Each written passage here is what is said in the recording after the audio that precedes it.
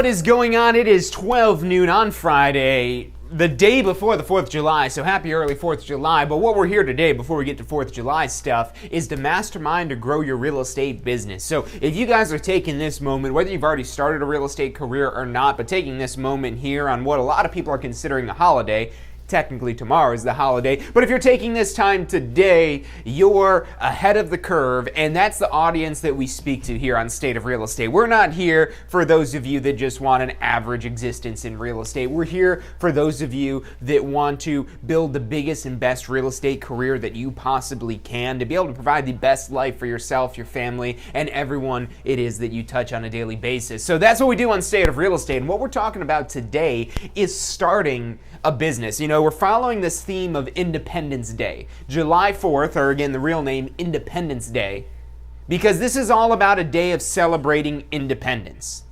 And what was it, like 200 years ago, in 1776, or whenever the date is, we broke free from Great Britain and, you know, formed our own country and all that good stuff. And that's all well and good. That's all a great thing. It's still a great thing today.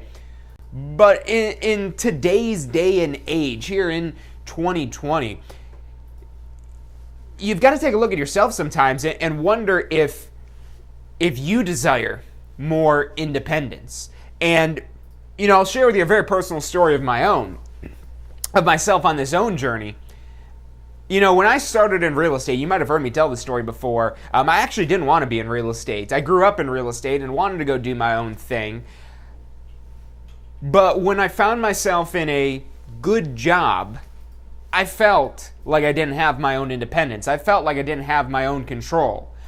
And for someone like me, and I've realized this more over time, that independence, that control, that it really just helps out with your own peace of mind and security when you are the one that is ultimately the decider of things in your world. Now, ultimately, we don't have control over everything, but I'm pretty sure we could all agree that running your own business, now there's a whole set of pros and cons here, but running your own business as opposed to being an employee of somebody else, running your own business, you're going to have more freedom and control to run that business how it is that you want to run it and to the level that you want to run that business. Whereas you don't have that same level of control typically in a more typical type of job situation. So that's what we're talking about today. If you've been finding yourself in that situation where you do want to gain more independence and more freedom and you want to have more control over your own life and your own destiny, that's a big jump to make. It's almost like you're looking out over a cliff and you see way on the other side there this beautiful green pasture, but you have no idea how to get there. And you're not alone on that. This isn't something they teach in schools. You don't learn in elementary, middle, or high school, or even college how to run your own business. You get trained on how to be a good employee. That's why they make you do work that you don't necessarily want to do, because that's, and granted, whether you're running your own business or you're an employee, there's still going to be work that you're not going to want to do. Again, there's a whole set of pros and cons for this, and you might be in a situation as well where you're not necessarily wanting to quit your job, but you want to be able to supplement your income so that way you don't have to rely on one source of income so much. Because again, getting back to that freedom, that independence, that control, there's things that may be out of your control and out of your hands. You know, there's a lot of stories right now of companies going bankrupt and shutting down and retail just completely being turned upside down. And there's a lot of people that had secure jobs that turns out they weren't so secure. And that's one of the biggest benefits of being an employee.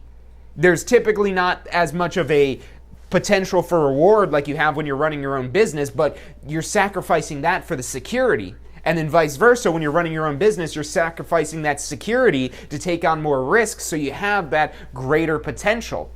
Now, either one of these, if you don't know the appropriate way to do them, if you don't know the appropriate way to have a job or the appropriate way to start your own business, you're going to fail at both. But the thing is, most people are trained on how to be at least a halfway decent employee, but no one is ever trained unless you seek out that training yourself. You seek out this extracurricular of how to start your own business, how to, you know, just simple things from that whole thing of being your own boss. It's more than just something that you say that sounds good. It's something that you do that drives results.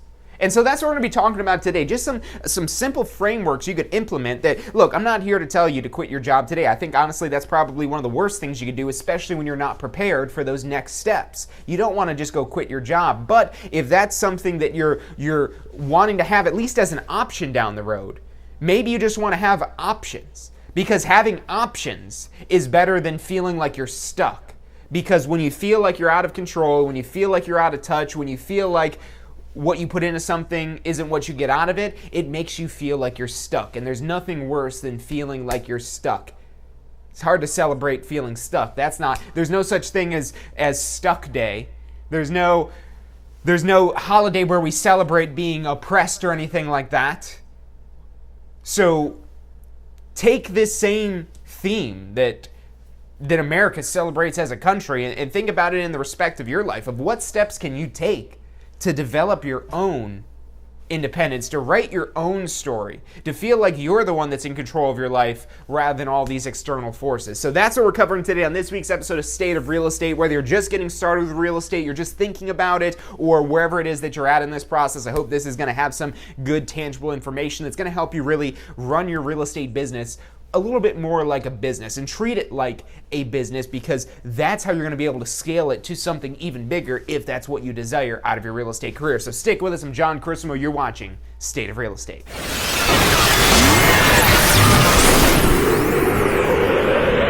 You are watching State of Real Estate. Every Friday at 12 noon Eastern Time. Grow your real estate business. You're watching State of Real Estate.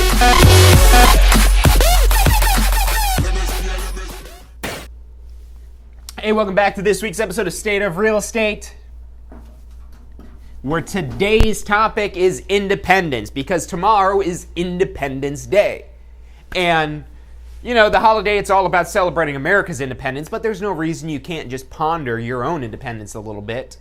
Well, you're hanging out by the pool, out by the beach, sitting on your couch, whatever it is that you're going to be doing tomorrow, take a moment to think. And I know these thoughts can be a little scary sometimes, especially when this is something you desire and you feel like you don't have any of it already.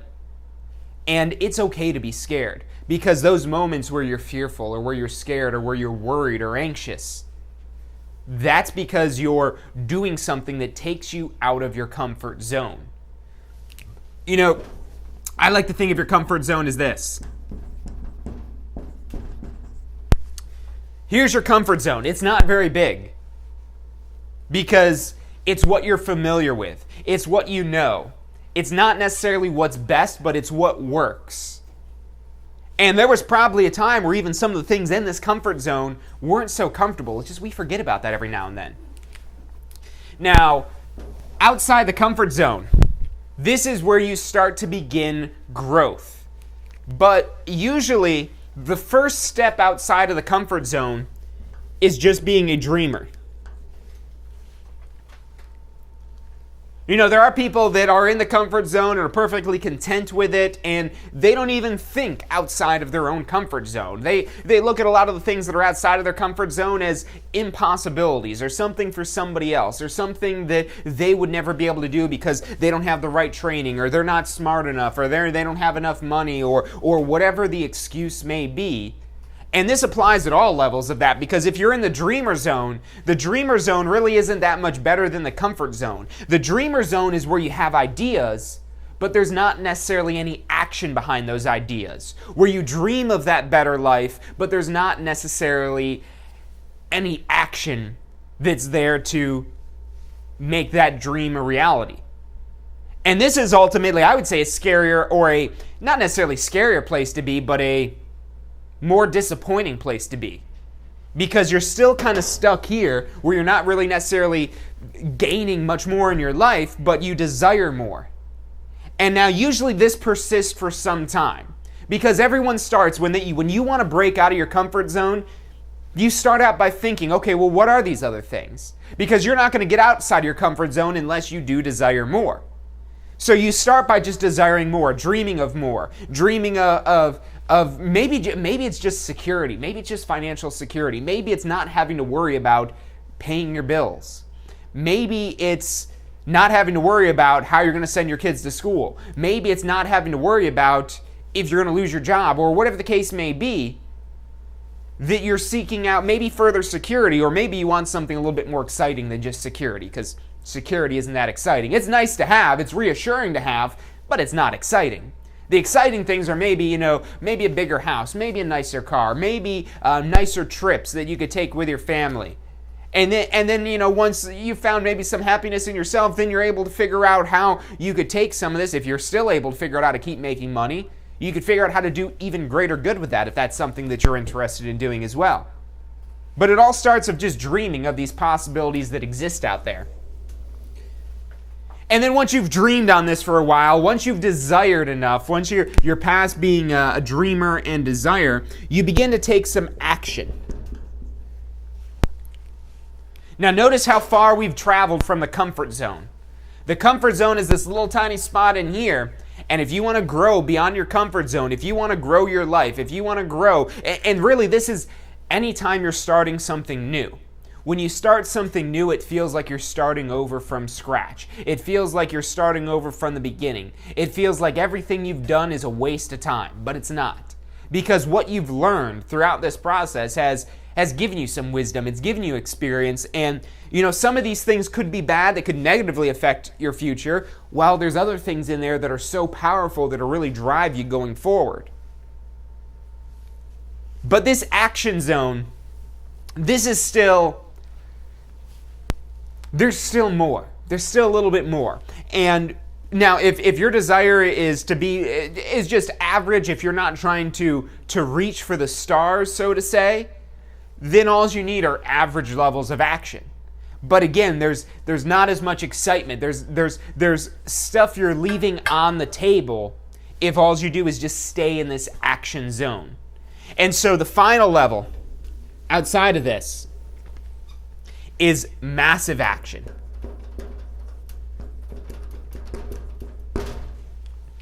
Now, what's the difference between action and massive action? A whole lot more of it.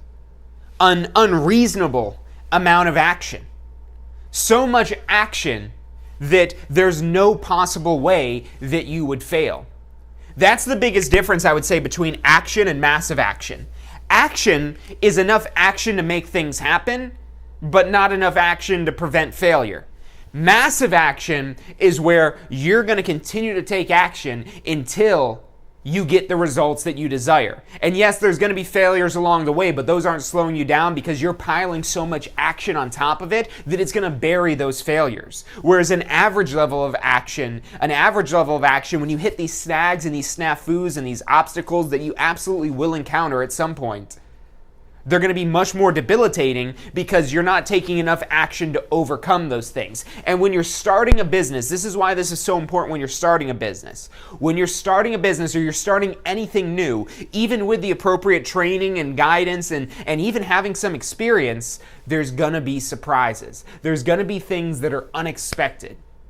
Over time, there's going to be less things that surprise you because as you garner more experience, things become more predictable, but especially when you're starting out, that's why taking massive levels of action are going to be so important because you're going to run into these obstacles that you didn't know you were going to hit.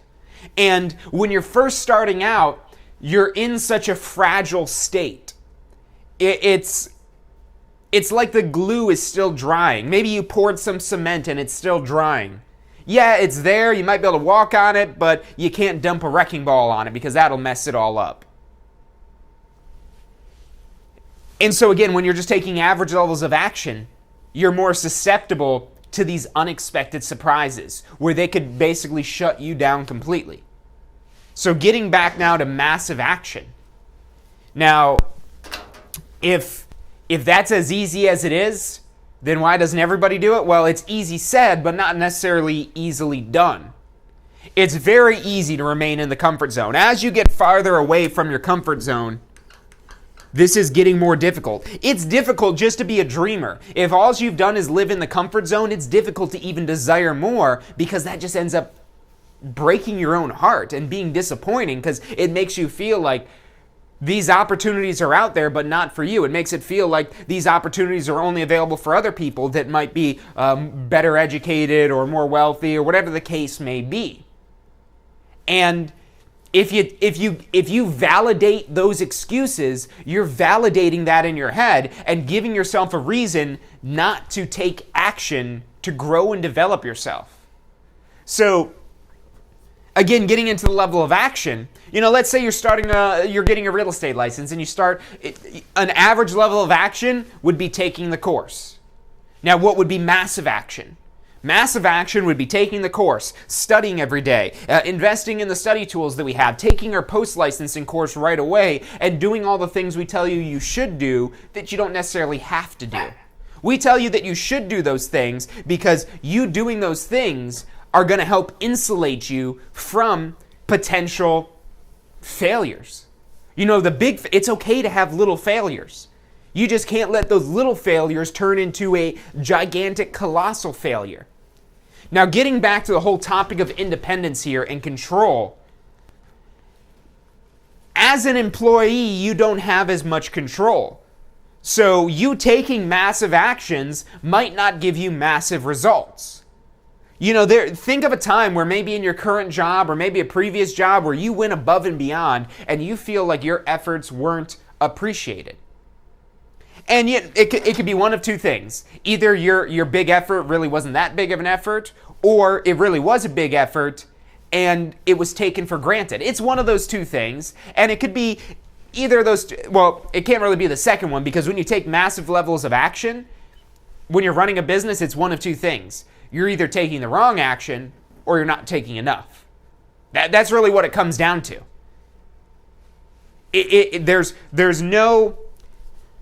There's nobody that ultimately decides, okay, well, you sold 10 houses. Well, you're already getting paid enough, so you're only going to get a commission for one. No, that's not the case.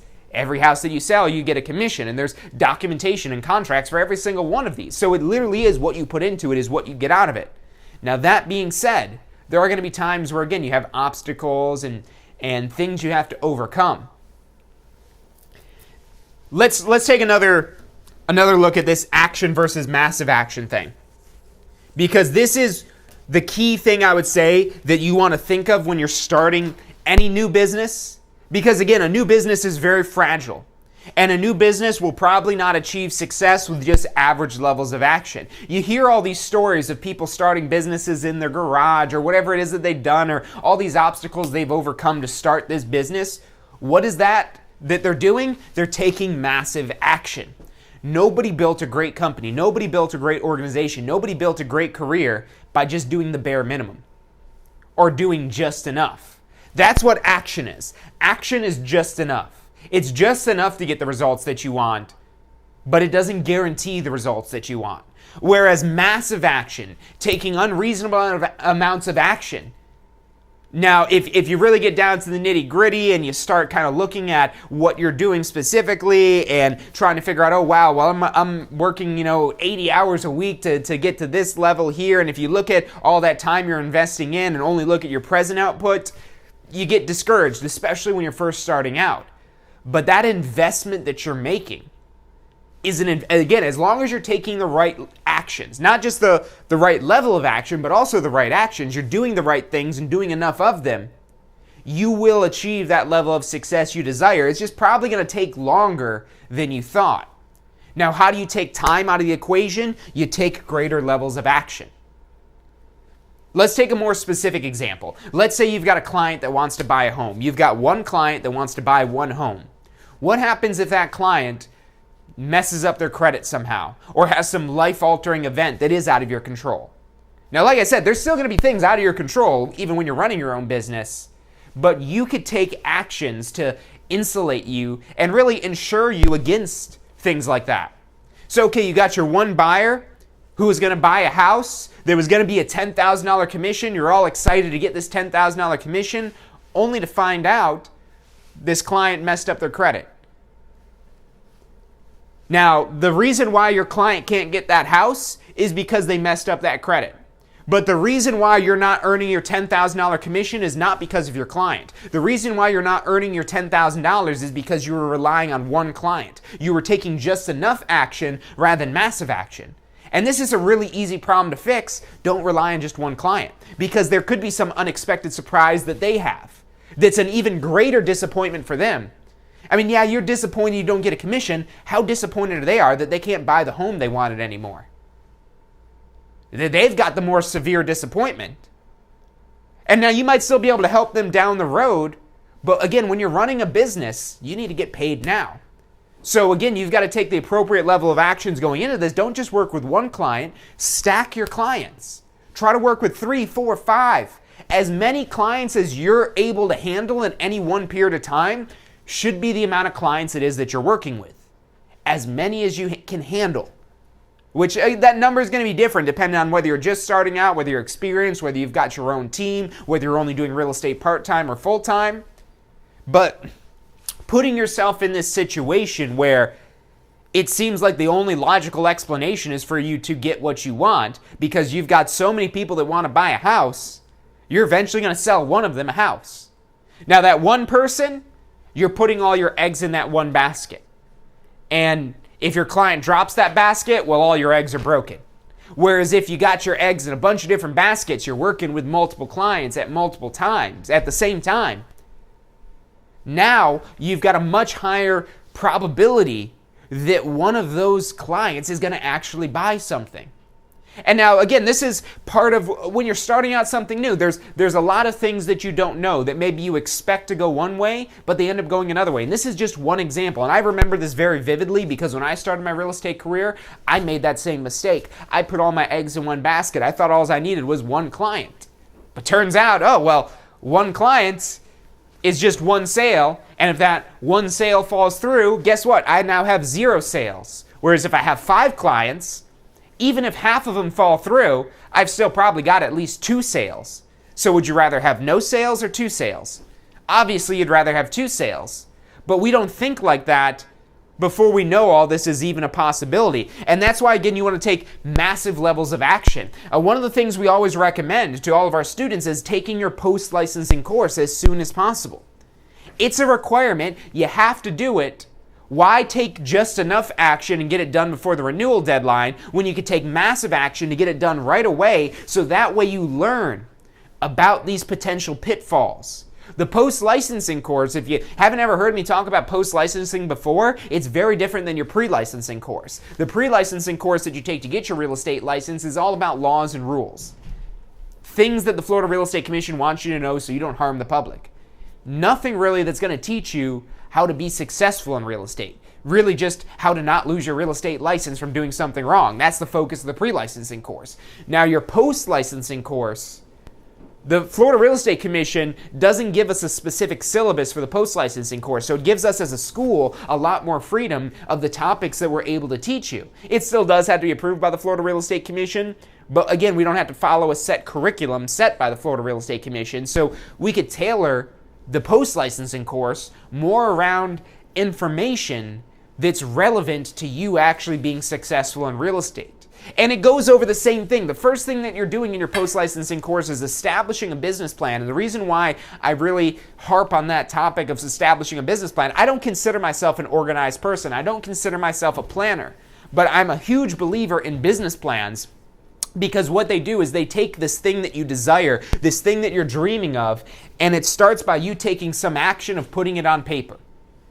Because if you've got some intangible idea in your head, it's not real at all until you put it on paper. You put it on paper, and yeah, you're not actually doing any of these things yet, but it's that much more real. It's tangible. You could touch it. It's no longer just some figment of your imagination floating around in your brain. It's where you're able to take these ideas and start putting them down on paper. And when you do that, especially when you're new, you're able to take them to your broker or to your mentor or your team lead or somebody who knows a little bit more than real estate than you do. And somebody that's willing to help you, and they could review what it is that your plans are, what you're trying to do, and help identify the potential problems before you encounter those problems in the real world.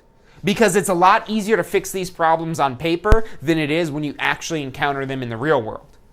If you go 3 months with average levels of action, only to find out that client that falls through, well, now what do? It feels like you're starting all over again to take another 3 months to work with a brand new client to hopefully have them close, but you're wondering, are they just going to fall through on me too? And now you're questioning whether real estate is even something for you. When the reality of it is, in that situation, there wasn't enough action being taken. And so that's why the business plan is such a essential thing to do. It's an exercise. That's really what it is. It's an exercise to take these figments of your imagination of what you desire out of real estate and put them down on paper. So that way you can continue to look at it. You could review and revise. And this way you also don't get taken off of track, because you might get a call from Zillow one day telling you how great it would be if you advertise on Zillow and how much money you can make if you advertise on Zillow. And if you don't already have a plan figured out of what you're going to do, you're going to end up being part of somebody else's plan. And you might not necessarily need to put this on paper, but I would highly recommend it, because when you've got it on paper, again, it's much more real. That's why our real estate contracts are required to be in writing for most of them, because that's what makes them real. That's what makes them real. If we just speak words, it's easy to say things. It's still pretty easy to put things on paper, but it's a lot more difficult to put it on paper than it is to actually speak it. But you taking on that extra little bit level of challenge, you putting in that little bit of extra work to get this down on paper, you then repeat that same process of putting in a little bit of extra work to take what you've got on paper and now take the actions that's going to make what you've got on your paper really real. So look, we're going to take a quick commercial break. Stick with us. We've got more to talk about at Gaining Your Independence. I'm John Chrismo. You're watching State of Real Estate.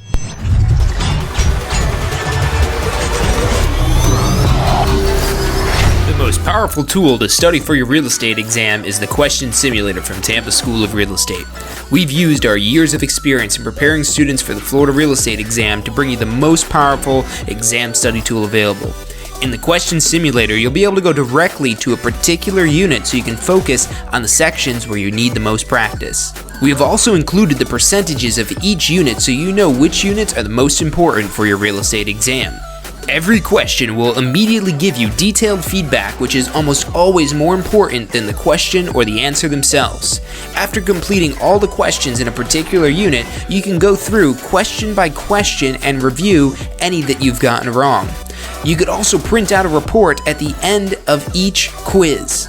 The Question Simulator from Tampa School of Real Estate is 100% mobile compatible, so you can practice with test questions anywhere you have your phone with you. Enroll now at questionsimulator.com and get ready to pass your exam. State of Real Estate. Every Friday at 12 noon Eastern Time. Grow your real estate business. You're watching State of Real Estate. And welcome back to this week's episode of State of Real Estate. I'm John Chrisman. The show is brought to you by the Tampa School of Real Estate. Just reading through some of these comments while we're on break here. Angela, you raised some very good questions here. So the first one I want to address is the thing about a team. And first, your question, can we have a team working for us if we were just agents working under a broker? And the answer is yes. That's actually exactly what a team is for. A team literally is for agents who are not brokers but want to have their own organization and association of people within a broker. So it really is where you're running a business within a business. Now, this is a prime example of how having other people versus just having yourself, that's action versus massive action. Action, just yourself. Massive action, having other people's alongside you accomplishing that same goal. Because what happens is, even if you find yourself incapacitated for whatever reason, maybe you get sick, maybe you're busy working on another project, maybe you just want to take a vacation. Whatever the case may be, that if you're a one-man or one-woman operation, that's average levels of action, which you could do massive action as a single person, but now when you open up Pandora's box and think about the possibility of bringing in other people, well, really, when you compare that now, anything you do on your own is just action compared to working with a team of other people who could do infinitely more than you could do because there's only one of you and we only have 24 hours in a day. You want to find out how to get 48 hours in a day? I've got a secret. Or I could show you how to get 72 hours in a day. Or I could show you how to get as many hours as you want in one day. I'm not changing the clock. We're not warping time. We're not time traveling. It's through other people. If you want more hours in the day, you need to figure out what it is that you do that you can have other people do and maybe even do better than you. And that's something really to keep in mind when you're running your own business. So like I said at the beginning, being your own boss, it's not just something that sounds good. It's something that you have to do to drive a successful real estate business, or really any business. Any business where you're the boss, you've got to be the boss. And part of that, you wouldn't necessarily, if you were the boss in an organization, whatever it is that example that you want to put in there, but just imagine you're the boss. Would you have one of your staff, one of your team members wasting their time on something you know that is way above their head? You wouldn't. You wouldn't expect an entry-level employee to be able to maybe handle, I don't know, something very high up and in-depth and complicated. So when it comes now to you running your own business, and this is a mistake also that I made, a lot of the mistakes that I make, that's where I share a lot of these experiences on these shows here, because I could see how detrimental these are. And if I quit, it would have just chalked this all up as a loss, and I would have had my reasons and my excuses and so on and so forth. But it could have been avoided altogether had I been more properly prepared, which we could go on and on about my start in real estate, and that's what I'm here for to help you guys not have the same rocky start to real estate that I had. But getting back to using your time wisely, because again, when you're starting out in real estate, I don't expect you to go pass your real estate exam and then go hire 10 people for a real estate team. It doesn't work like that. It does start with just you and just yourself. But then another thing, Angela, you were asking about here as well, about assistance. And that's a great place to start in building your team. But before you even get to that point, it really is just you. And when you go join a broker, your broker will give you a whole laundry list of items that you want to do to get yourself set up and started, and some actions you could take. And one of those things that I share this story so much because it's a perfect example of how you could very easily get wrapped up in intentionally wasting your time. And so you might have heard me tell my business card story before. When I got my real estate license, I don't know why. Well, I do know why. Because I went to school for marketing, and I'm really big into marketing, and I enjoy graphic design and so on and so forth, but I'm by no means any sort of expert in graphic design whatsoever. And so when I got started, I spent at least a week designing my business card, because I wanted to have that perfect business card, because in my mind, I had the false belief that this business card is going to be what ultimately gets me clients. I had the idea that if my business card isn't good enough, they're not going to hire me, which was a false belief. Which, if I had taken the massive action of taking post-licensing right away, I probably would have realized that the business card is just one piece of the puzzle, but it's the only thing I understood. It was the only thing I understood was how to make a good business card, so I put all my time, energy, and effort in making that good business card, only to find out, well, I've got a really good-looking business card, but still don't have any business. So what would have been a better use of my time? A better use of my time would, rather than me struggling and fighting with Photoshop or whatever I was using to design this business card, to just hire somebody to make the business card, or join a brokerage where they're going to give you business cards where you don't have to worry about designing your own business cards. And it starts with little things like that, little task.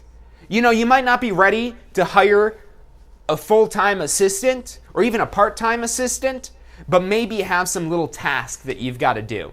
Whether it's maybe something with your website or setting this up or setting that up or whatever the case may be. Even say you got a listing, say you've got a seller that wants to sell their home, and you've got to put a for sale sign out there in the yard. You could go out there and dig the post yourself, or for I think $20, You go get somebody to dig the post for you, put the post in and hang your sign up, and it takes zero time. It takes maybe 5 minutes for you to schedule it on their website. Most areas, I know in Tampa, we've got a bunch of companies that do this, and I'm sure most areas throughout the entire country, they have these businesses that exist to make realtors' jobs easier. Because when you really do the math, so let's do some math up here real quick. This is good math. It's easy math that you're going to like. But it's going to really help you open your eyes to this importance of prioritization. So let's say that for the post, to put a post in, maybe it takes an hour.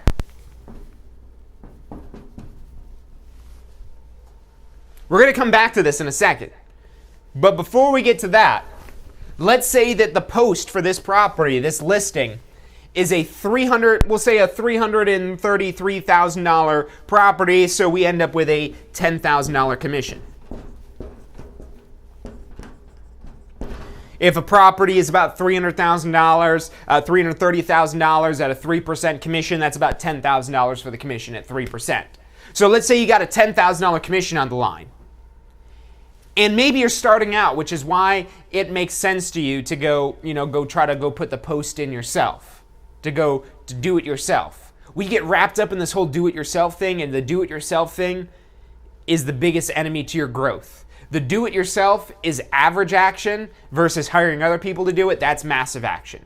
So stay with me here. This $10,000 on average, according to the Association of Realtors, to close a listing, on average, to close a listing, it takes 8 hours of time, of working time, meaning that you're spending 8 hours working on this deal to get this deal done. So if you're making $10,000 and it takes you 8 hours worth of work, that means you're getting paid $1,250 per hour. And you might say, well, is that correct? $1,200 an hour? Does anybody make $1,200 an hour? That can't be right. That sounds completely unreasonable. And hey, look, maybe you're brand new. Maybe you're new, so it's going to take you a little longer. Maybe it's not 8 hours. Maybe it's 10 hours. If it takes you 10 hours to close this seller, you're getting paid $1,000 per hour. But let's say you just are really bad. You really suck at this, and so it's really taking you a long time. Let's say it takes you almost 3 times what the average realtor takes to sell it. So this again is going to put you're 3 times more inefficient than the average realtor, according to the statistic I just put up on here from the Association of Realtors. So if you were 3 times as inefficient, almost 3 times as inefficient, and it took you 20 hours to close this listing, well, if that's the case, you're only making $500 an hour. And now obviously there's a little bit of sarcasm when I say only $500, because that's a ton of money. $500 an hour? Or however many hours that you're working. I mean, if you think that, let's say that, if you're making $10 an hour, it would take you 1,000 hours to make this $10,000. So whether you're only making $500 an hour or $12.50 an hour or whatever the case may be, does it cost you $500 to pay somebody to put in that post? No. I told you the cost on this is like $20. And on top of that, that includes renting the actual post. I honestly don't even know what one of these posts costs because I've never bought one. I've always paid to rent them because at $20, it's literally a no-brainer. Who wants to go out in 81 degrees? And it's actually pretty cool out right now. The other day I was outside, it was like 95 degrees. No one wants to go outside in 95-degree weather and dig a hole in the ground to bury a post in there, especially when you could pay somebody $20 to do that. But the reason why you would spend that $20 is because your time is much more valuable. You are licensed to provide a much more valuable skill than digging a hole in the ground. That's why you're paid way more than $20 per hour. Maybe again on the low end, like $500 an hour. Now, when it comes down to it, if you don't have any listings, if you don't have any closings, you don't have any buyers, you're getting $0 an hour, which is why you want to invest whatever time you can to creating clients. Because you creating clients and working with clients and closing clients, that's what produces the income, so that way you could pay this post company. You're helping this post company pay their employees, and now it doesn't take them an hour. They load up a big old pickup truck with all kinds of posts, and they go in there and they dig this post in probably like 5 minutes. Why are they doing it so much quicker? Because they're experts at it, and you aren't.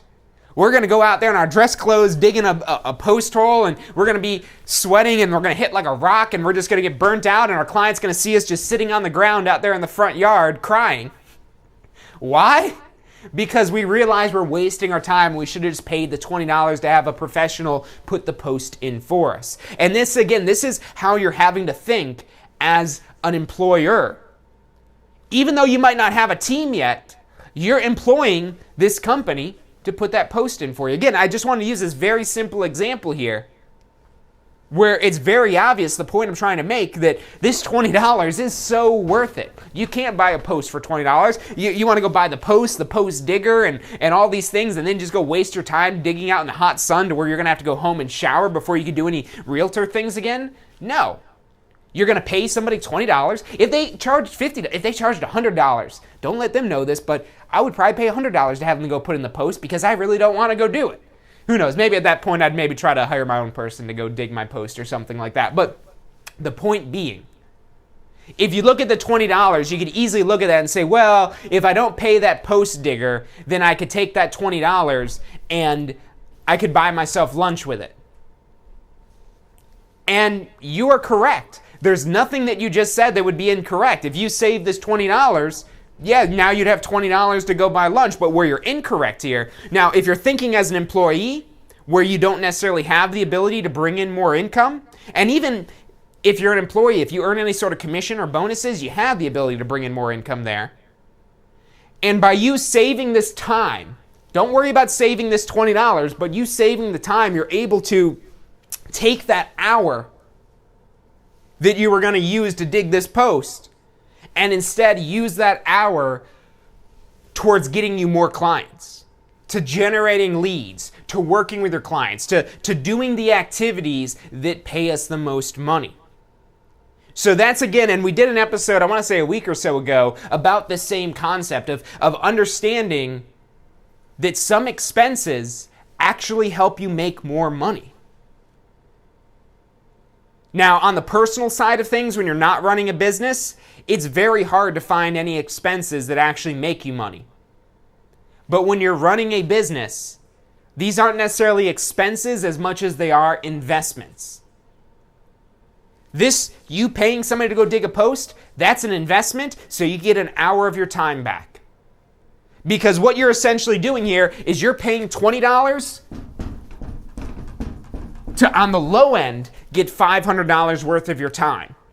You paying this $20, you're on a net gain of $480. Even though it cost you $20, you still have your time. You still have that hour of time where you don't have to go drive out and figure out how to put a post in the ground. And that's worth $480 to you. So all of a sudden now that $20 is just completely nothing. But when you don't know the appropriate actions to take, that's where you're like, well, I could dig a post in the ground. I could do that. What else do I have to do? There's a lot. You just might not be. If you ever find yourself asking that question, well, what else do I have to do? There's always more that you could do. There's always more leads to be generated. There's always more clients to work with. There's always more past clients that need follow-up. You have activities that you could do that are worth so much more than what it might cost to have somebody put a post in the ground. What are some other things that might cost you money? Just to list out some other things that you might be hesitant to make this investment. And again, when you're starting out, you've got to find that balance because you can't burn up all your money to where you've got no money left to be able to stay even in business. But that's where it becomes down to more about prioritizing. Maybe you don't need a fancy business card right now. I wish I could go back in time and tell myself that hey, look, why don't you hold off designing the business card? Just use some template. It's fine. No one really even cares about your business card. It's not that big of a deal. If I could go back in time and tell myself that, I might not do it though, because I would never have this story about the business card that I've told so many times that I'm sure I'm not the only one that's got wrapped up in minutia. There's even a word for it. It's minutia. And if you get stuck in the minutia, you're not going to be independent. You're not going to have control. You're going to feel like a slave to your own business, to your own organization. And if that's the end result, you might be better off just with a job. Because now all of a sudden, at least with the job, when your shift is up, you usually get to go home. When you're running a business, that is one of the cons to this. Now, the pro is that you've got an infinite upside, but the con is it's yours. It's yours, and you're fully responsible for it. So sometimes that's where you might end up working more than you expected, but at the same time, you're not angry about it. You might actually be excited about working more. Now, why would that be? Well, because you see the potential, you see the payoff, you see what reward is waiting for you with what you're investing, which again isn't always the case. But again, just some of these other things, this other minutia type of stuff, whether it's a business card, it could be, or any sort of flyer, or any sort of designing anything, whether it's a website, or all of these little like housekeeping nonsense things that really aren't direct drivers of business. Now, again, if you're in a situation where you're wondering, well, what are the things that directly drive business, and you're not quite too sure yet, and you haven't taken post-licensing yet, well, come on down, come take our post-licensing course. It's not going to teach you everything you need to know, but you're going to be in a lot better position than before you take that post-licensing course. And it's required to renew your real estate license. You'll lose your real estate license and have to take the exam all over again if you don't do post-licensing. That's how serious it is to take this course. And again, it's got useful information that's more about running a real estate business, about where to lead generate from, about what are the activities that are important. Another thing that I like to share is when I first started in real estate, I was afraid to show homes. And I was afraid to show homes because I was afraid they were going to make an offer, or they're going to want to make an offer. And I didn't know how to do that. I was like, well, what if they want to make an offer? That was my biggest fear of me showing homes. What if they want to buy it? That should be the thing I'm most excited for, but yet I was afraid of it because I didn't know the appropriate steps to take. And I was too proud to admit that I didn't know. If I could go back and do it all over again, I would. But I don't have that capability, but you might. You might be in that situation that I was in before you get your real estate license, and you want to be prepared for all these obstacles and things that can get in your way and slow you down. And really, it's like somebody driving a bicycle and a stick just gets stuck in the wheel, and all of a sudden you go flying over the handles. We don't want you to go flying over your bicycle handles. We want you to be confident, comfortable, and driving your real estate business to where it is that you want to be. That's why we do these shows every week. That's why everything that we do is set up that way. We want you guys to be successful because we know at the end of the day, and this is how we've built our business since day one, is on word of mouth referral. That's still the biggest driver of our business to this date, is word of mouth referral. Because we want to help you become successful in real estate, so when you have a friend, a family member, somebody that is also interested in real estate, you say, hey, you got to go check out Tampa School of Real Estate. Head on down to Tampa School. That's where I started. You'd be making a mistake to go anywhere else. That's where we want to be. But we know we have to take massive levels of action to help you become successful, so that way we could develop this. Because if you don't end up being successful in real estate, well, that's not going to get us any return business. You're not going to tell your friends, oh yeah, I sucked at real estate, but go check out Tampa School. No, we want you to be successful. That's why we do these episodes every single week. That's why we've got these free on YouTube, on Facebook. Yes, it does help us market the school as well, but there's a lot of ways we can market the school without just, giving this information out here. So if you guys like today's episode, if you found some value in it, make sure you hit that like button. That's how we gauge what topics you guys are interested in, because we don't want to waste your time with videos that you guys don't find relevant. We want you guys to have the information to build a successful real estate career. And if this is one of them, if this has helped you out today, make sure you hit that thumbs up button so we know that. And if you want to get notifications whenever we go live or have a new video or new content, just hit the bell icon. You'll get notifications for all that there. If you're thinking about starting a real estate career, or you want to get your real estate license, do post-licensing, maybe you want to get your broker license, call us up. We've got all those courses to help you get started. If you're curious about if you could do real estate part-time or how to get started, or maybe you're not interested in it yet, but you have some questions, we're here to help. We're here to answer those questions. Just call us 813-333-2676. You can also find us online at tampaschool.com. We've got all of these videos housed on our Success Center, which is at tampaschool.com/success. You can check out all of those on there as well. But other than that, here, let me just go over some of these questions here. Make sure we didn't miss out on anything.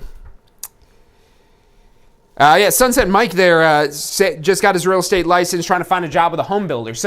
And look, a job is not a bad thing. A job is only a bad thing if you don't like the job.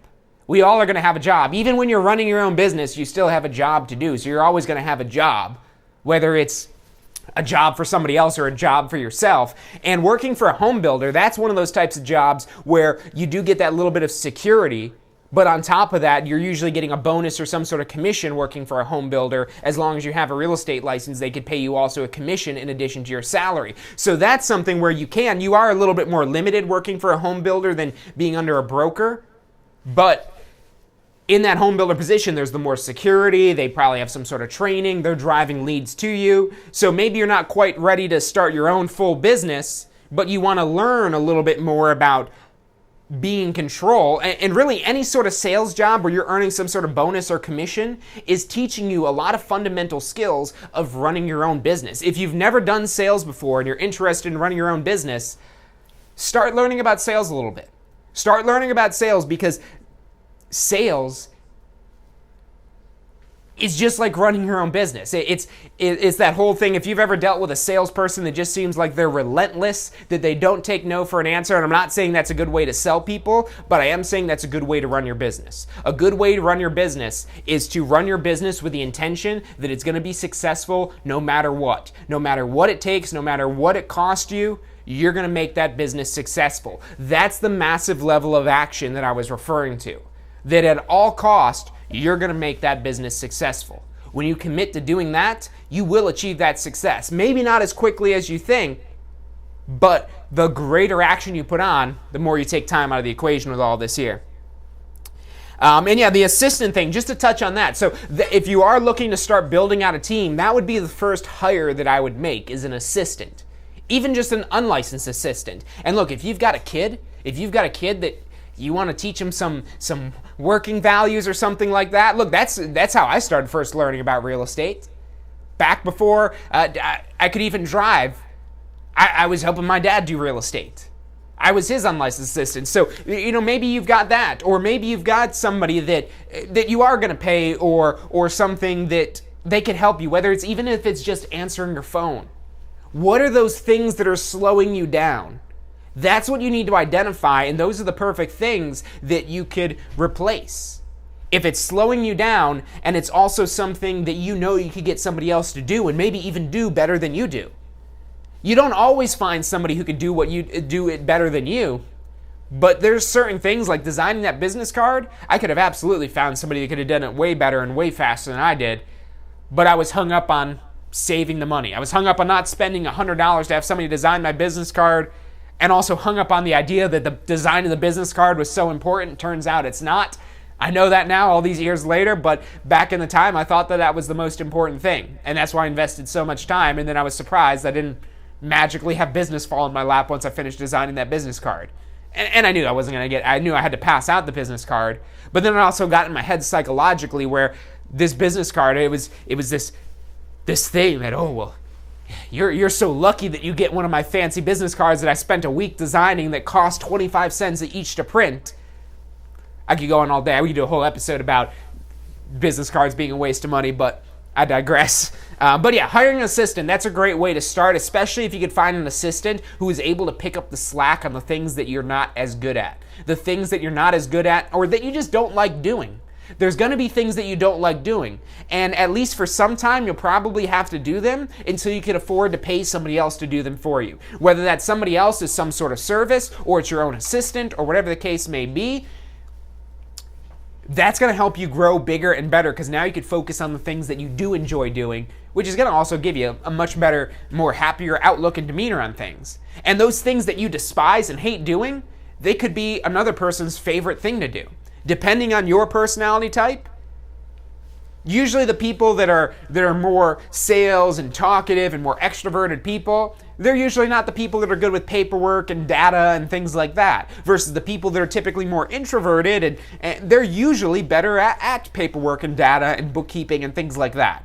So it's all about knowing what your strengths and weaknesses are and finding somebody to complement your weaknesses. You don't need somebody who also has your strengths. You already have those strengths. You need to find somebody who fills in those weaknesses that's going to make you a better whole. And that's the best way to start in expanding your business further. And your question, Angela, about your assistant being licensed, it depends on what they're doing. It depends on what they're doing. If you already took your pre-licensing course, I think this is in Chapter 5, where it talks about the activities that an unlicensed assistant is able to do. They can do things like answering your phone and making deliveries of documents and running errands and things like that. They just can't show homes. They can't show homes. They can't do anything that requires a real estate license, which in your book, it's got a good breakdown about all the activities of an unlicensed assistant that they're able to perform. But there's a lot of things, especially the answering the phone. That could be a huge thing. Say you're out showing a couple of property and your phone rings with a potential new client. If you're having to answer that phone call, it's taking you away from this client that's considering buying this property. And now, how does that client feel that's considering buying this property when you're too busy for them because you have to take a phone call? It's not going to make them feel good. It's going to make them feel like they don't matter to you, when really they do matter to you, and you were just wanting to make sure that they got taken, that they're taken care of, but also your business is taken care of. So that might be, again, where you want to bring in an assistant. So look, our camera's about to shut off. That's about all the time we've got for today. Thank you guys for tuning in. If you've got further questions, call us 813-333-2676. That's it for today. Have a happy 4th of July, and I'll see you next week.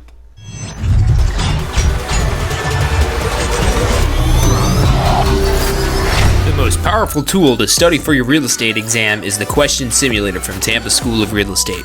We've used our years of experience in preparing students for the Florida Real Estate exam to bring you the most powerful exam study tool available. In the Question Simulator, you'll be able to go directly to a particular unit so you can focus on the sections where you need the most practice. We have also included the percentages of each unit so you know which units are the most important for your real estate exam. Every question will immediately give you detailed feedback, which is almost always more important than the question or the answer themselves. After completing all the questions in a particular unit, you can go through question by question and review any that you've gotten wrong. You could also print out a report at the end of each quiz. The Question Simulator from Tampa School of Real Estate is 100% mobile compatible, so you can practice with test questions anywhere you have your phone with you. Enroll now at questionsimulator.com and get ready to pass your exam. State of Real Estate. Every Friday at 12 noon Eastern Time. Grow your real estate business. You're watching State of Real Estate.